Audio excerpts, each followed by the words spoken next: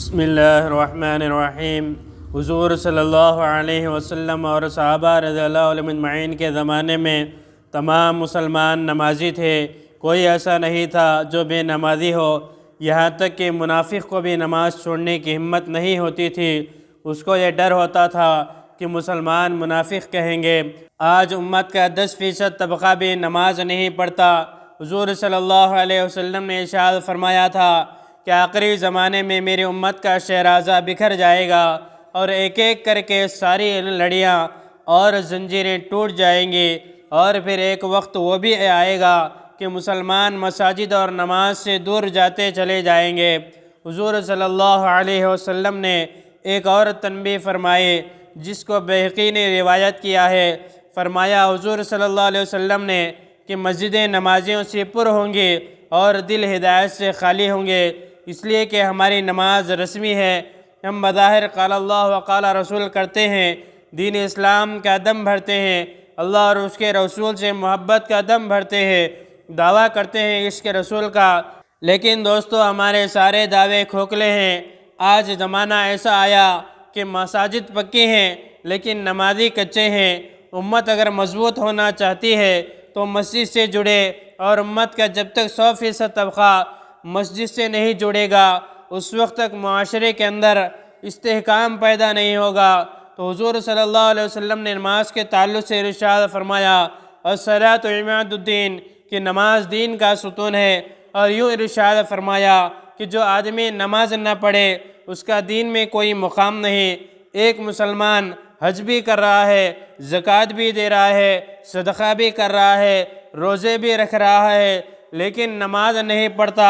حضور صلی اللہ علیہ وسلم نے ارشاد فرمایا کہ اس آدمی کی مثال ایسی ہے کہ پورا جسم موجود ہو لیکن اس کے جسم کے ساتھ سر جڑا ہوا نہ ہو، یعنی اس کی کوئی اہمیت نہیں۔ نماز جب تک قائم نہ ہوگی اس وقت تک اس کا حج اور دیگر اعمال قبول نہیں ہوں گے۔ آج مسلمان کے پاس سارے کاروبار کے لیے وقت ہے لیکن نماز کے لیے وقت نہیں ہے۔ پہلے مسلمان تھے کہ نماز اور عبادت کے بعد جو وقت بچتا اس میں کام کیا کرتے تھے، لیکن اب کاموں سے جو وقت بچتا ہے اس میں بھی مشکل سے نماز پڑھتے ہیں، اور اس میں بھی بڑی بھاگ دوڑ کی نماز ہوتی ہے۔ حضور صلی اللہ علیہ وسلم نے ارشاد فرمایا کہ بہت سے لوگ ایسے ہیں جو نماز میں چوری کرتے ہیں۔ صحابہ نے پوچھا یا رسول اللہ صلی اللہ علیہ وسلم بھلا نماز میں کیسے چوری ہوتی ہے؟ آپ نے فرمایا کہ نماز کی چوری یہ ہے کہ اس کے رکوع اور سجود ٹھیک سے نہ کیے جائے اور اس کے ارکان اچھی طرح سے ادا نہ کیے جائے۔ اللہ تعالیٰ اسی نماز سے پناہ میں رکھے اور سب کو پکا سچا نمازی بنائے۔ تو میرے بھائیوں، آج ساری چیزوں کی قیمت ہے لیکن حضور صلی اللہ علیہ وسلم جو فرما رہے ہیں اس کی قیمت دلوں میں نہیں ہے، اس لیے کہ ان کو اپنی آنکھوں سے نہیں دیکھ رہے ہیں، اور جہنم کے عذاب اور خبر میں جو معاملات ہوتے ہیں ان کو ہم نے اپنی آنکھوں سے نہیں دیکھا ہے۔ قیامت کی ہولناکی جس کی منظر کشی قرآن کریم نے جگہ جگہ فرمائی ہے، اذ السماء انشقت، اس دن کو یاد کرو جب آسمان پھٹ جائے گا، وَإِذَا الْأَرْضُ مُدَّتْ، اور زمین کو پھیلا دیا جائے گا۔ کوئی بھی ایسا نہیں ہوگا جس کو اللہ تعالیٰ کی رحمت کے بغیر پناہ مل سکے۔ وہ منظر ایسا ہوگا کہ انسان اپنے گناہوں کے بقدر پسینے میں ڈوبا ہوگا۔ اللہ تعالیٰ کی رحمت ہی سے بندوں کا بیڑا پار ہوگا۔ بہت سے مسلمان خود بھی نماز نہیں پڑھتے اور اپنے گھر والوں کو بھی نماز کی تاکید نہیں کرتے۔